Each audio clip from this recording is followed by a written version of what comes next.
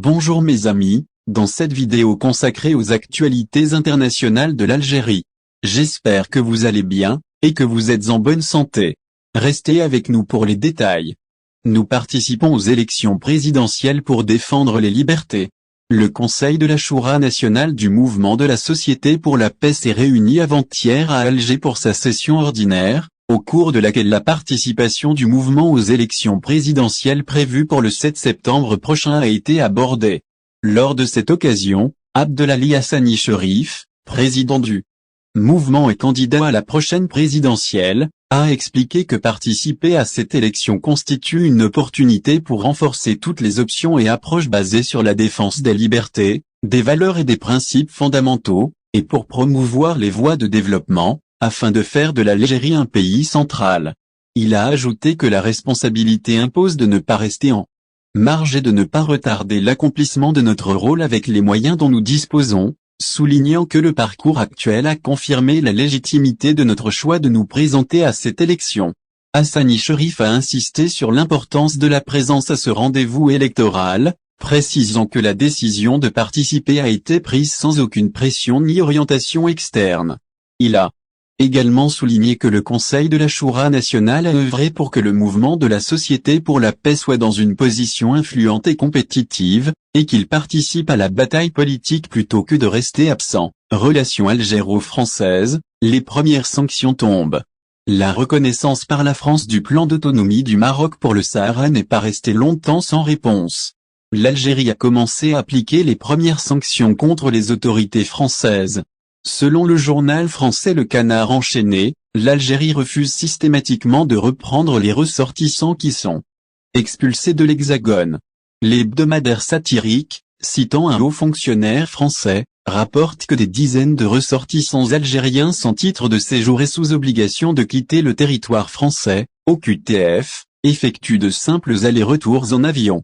Dès leur arrivée sur le sol français, ils se retrouvent en liberté. C'est la première conséquence directe de la dégradation visible des relations entre l'Algérie et la France, depuis que le président Emmanuel Macron a décidé le 30 juillet de ne reconnaître que le plan d'autonomie sous souveraineté marocaine comme solution au conflit du Sahara. Une décision qui exclut de facto toute autre solution, notamment le référendum d'autodétermination proposé depuis près de 50 ans par l'Organisation des Nations Unies, mais que personne n'a encore réussi à organiser, malgré les efforts des envoyés onusiens. Lors d'une conférence de presse tenue au lendemain de cette annonce du président français, suivie du retrait de l'ambassadeur d'Algérie à Paris, le ministre des Affaires étrangères, Ahmed Attaf, a précisé que d'autres mesures seront prises contre la France, en réponse à sa position. S'il n'a pas précisé la nature de ces mesures, la relation entre les deux pays pourrait être affectée sur plusieurs fronts, à commencer par la circulation des personnes, notamment celle des migrants clandestins, que la France tente de renvoyer dans leur pays d'origine. Sur d'autres sujets sensibles, comme la sécurité, la coopération pourrait également être réduite, voire devenir parcellaire. Les services de sécurité algériens, réputés pour leur expertise dans la lutte contre le terrorisme, notamment au Sahel, pourraient ne plus partager aussi facilement leurs informations avec leurs homologues français. Une situation que les deux pays ont déjà connue à plusieurs reprises ces dernières années, notamment après les déclarations controversées du président français, en octobre 2021, sur le régime politico-militaire algérien. L'Algérie avait alors rappelé son ambassadeur, avant que les relations ne s'améliorent à nouveau, suivi d'une autre période de tension, avant un réchauffement lors de la visite du président français à Alger à l'été 2022. Il en va de même pour les questions de mémoire, sur lesquelles les deux présidents travaillent depuis maintenant 2 ans.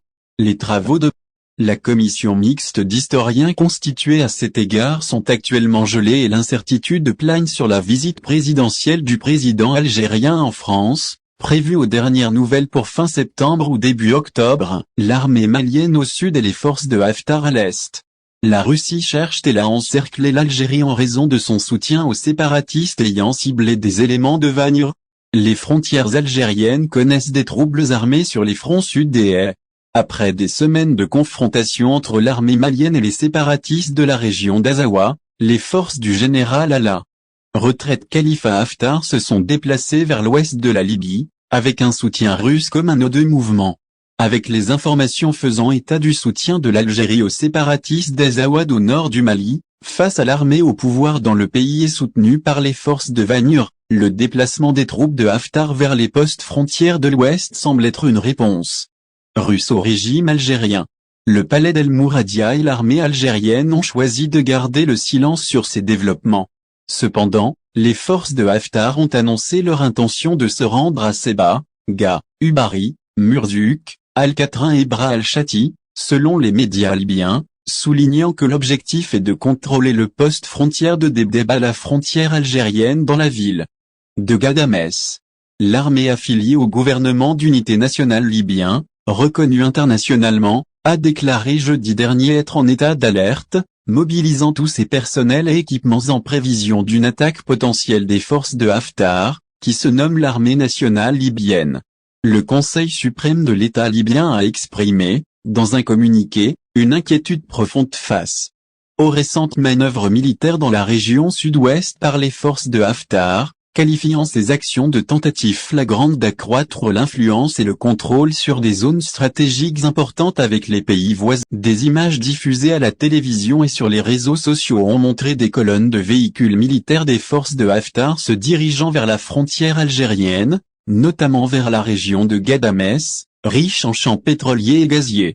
Les gardes-frontières libyens ont évoqué la possibilité de la participation d'éléments des forces russes de Vanur aux opérations militaires en cours, appelant la brigade 17 à la mobilisation générale, soulignant que les forces de Haftar visent le poste frontière de Debdeb et la ville de Ghadamès, ainsi que plusieurs sites sensibles. Cette manœuvre intervient quelques jours après la diffusion de photos de soldats maliens et de combattants prétendument affiliés aux forces de Vanur, tués dans le nord du Mali lors d'une attaque des séparatistes soutenus par l'Algérie, ayant conduit à une rupture diplomatique entre Alger et Bamako.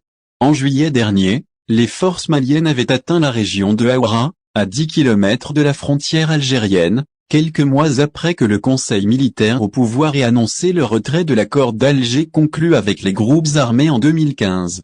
Le ministère des Affaires étrangères de Bamako a déclaré en janvier 2024 que les réunions répétées à un haut niveau se tenant en Algérie, sans aucune connaissance ou intervention des autorités maliennes, et auxquelles participent des personnes connues pour leur hostilité envers le gouvernement malien, ainsi que certaines factions signataires de l'accord de paix et de réconciliation issu du processus d'Alger, ont terni les relations entre les deux pays. Le communiqué a considéré ces actes comme une ingérence dans les affaires intérieures du Mali, soulignant que le ministre des Affaires étrangères a appelé l'Algérie à privilégier le dialogue avec les autorités maliennes, la seule autorité légitime, pour maintenir les relations diplomatiques entre les États partenaires du Mali.